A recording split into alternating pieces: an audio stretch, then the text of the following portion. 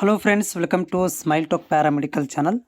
Friends, ಈಗಾಗಲೇ KCETಯ counselling ಪ್ರಕ್ರಿಯೆಗಳು ಆರಂಭವಾಗಿದೆ. ಅದರಲ್ಲಿ ಡಾಕ್ಯುಮೆಂಟ್ ವೆರಿಫಿಕೇಷನ್ ನಡೀತಾ ಇದೆ. ಸೊ ಡಾಕ್ಯುಮೆಂಟ್ ಅಂದರೆ ಯಾರಿಗೆ ತಮ್ಮ ಕ್ಲೈಮ್ಗಳನ್ನು ಮಿಸ್ಸಿಂಗ್ ಆಗಿತ್ತು, ನೋ ಅಂತ ಬಂದಿತ್ತು, ಅಂಥವ್ರುಗಳಿಗೆ ಡಾಕ್ಯುಮೆಂಟ್ ವೆರಿಫಿಕೇಷನ್ ಮಾಡಲಿಕ್ಕೆ ಒಂದು ವಾರ ತನಕ ಡಾಕ್ಯುಮೆಂಟ್ ವೆರಿಫಿಕೇಷನ್ ಮಾಡಲಿಕ್ಕೆ ಸ್ಕೆಡ್ಯೂಲನ್ನು ಕೊಟ್ಟಿದ್ದಾರೆ. ಸ್ಲಾಟ್ಗಳನ್ನು ಓಪನ್ ಇಟ್ಟಿದ್ದಾರೆ. ಅದು ಮುಗಿದ ಮೇಲೆ ನಿಮ್ಗೆ ಏನು ಮಾಡ್ತಾರೆ ಅಂತಂದರೆ ಡಾಕ್ಯುಮೆಂಟ್ ವೆರಿಫಿಕೇಷನ್ ಸ್ಲಿಪ್ಪನ್ನು ಮತ್ತೊಂದು ಸಲ ಡೌನ್ಲೋಡ್ ಮಾಡ್ಕೊಳ್ಳಿಕ್ಕೆ ಹೇಳ್ತಾರೆ, ಯಾರಿಗೆ ಮಿಸ್ಸಿಂಗ್ ಆಗಿದೆ ಅಥವಾ ಅಲ್ಲೇ ಕೊಟ್ಟು ಕಳಿಸಿಬಿಡ್ತಾರೆ ಡಾಕ್ಯುಮೆಂಟ್ ವೆರಿಫಿಕೇಷನ್ ಹೋದಾಗ.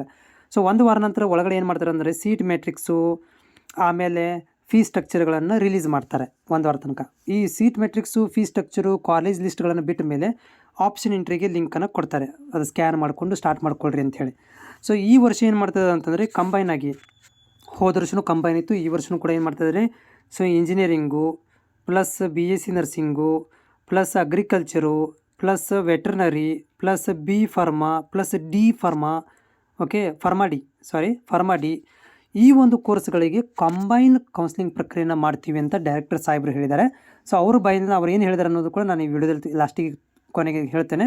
ಸೊ ನೋಡಿ, ಇಲ್ಲಿ ಇಷ್ಟೆಲ್ಲ ಹೇಳಿದ್ದಾರೆ ಡೈರೆಕ್ಟರ್ ಅವರು. ಆದರೆ BSc MLT ಇರ್ಬೋದು, ಅಂದರೆ ಅಲೈಡ್ ಹೆಲ್ತ್ ಸೈನ್ಸ್ ಇರ್ಬೋದು, ಮತ್ತು BPT BPO ಬಗ್ಗೆ ಇಲ್ಲಿ ಯಾವುದೇ ಥರಂತಹ ಒಂದು ಕ್ಲೂವನ್ನು ಕೊಟ್ಟಿಲ್ಲ ಅವರು. ಓಕೆ, ಸೊ ಅವ್ರೇನು ಹೇಳಿದ್ದಾರೆ ನೋಡಿ ಕೇಳ್ಕೊಂಬರೋಣ ಬನ್ನಿ. ತಮಗೆ ಗೊತ್ತಿರುವಂತೆ medical, dental, AYUSH, engineering, pharm sciences, ಮತ್ತು ವೆಟರ್ನರಿ, ನರ್ಸಿಂಗು, B ಫಾರ್ಮು, ಈ ಎಲ್ಲ ಸೀಟ್ಗಳ ಆಪ್ಷನ್ ಎಂಟ್ರಿ ಮಾಡುವಂಥದ್ದಕ್ಕೆ ನಾವು ಒಮ್ಮೆನೇ ಓಪನ್ ಮಾಡ್ತೀವಿ.